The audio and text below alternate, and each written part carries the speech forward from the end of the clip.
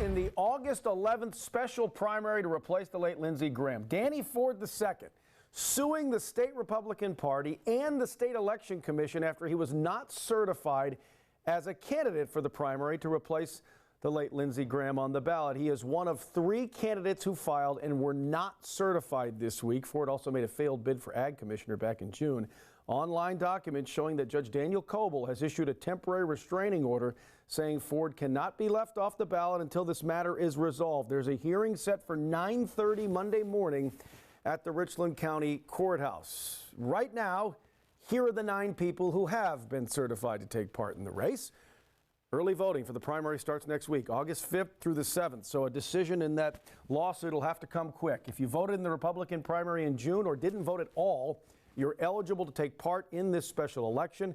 However, if you voted in the Democratic primary in June, not eligible for that August 11th special primary. And with all of that swirling in the background, we're hearing from Darlene Graham for the first time since her late brother's memorial services this week. The Senate appointee releasing this ad today. Thank you all for your prayers. They provided strength through an incredibly difficult time. I'm honored to serve South Carolina and grateful for President Trump's endorsement.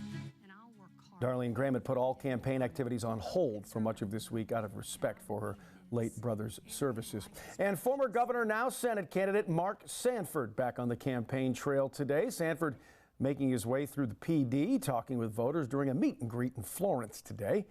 The former governor sharing some information about his campaign and hearing directly from people about the issues that matter most to them.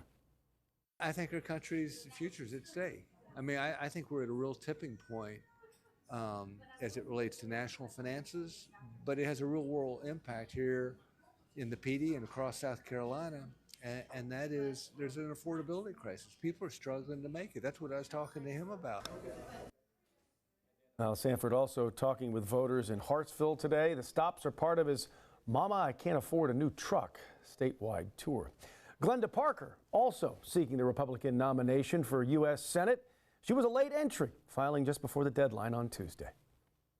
I have been running for office for some 20 years in Virginia, and I wanted to be on the ballot so that I could participate in the public discussion and bring forward some positive, common sense solutions that probably would not be discussed if I were not in the race on the ballot.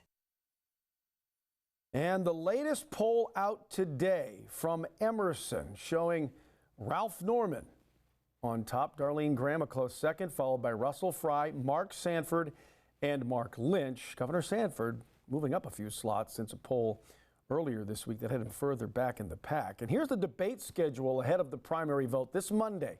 From 7 until 8 p.m., the first and only candidate debate before the August 11th vote. If necessary, and it probably will be, there'll be a runoff debate August 18th between the final 2 candidates.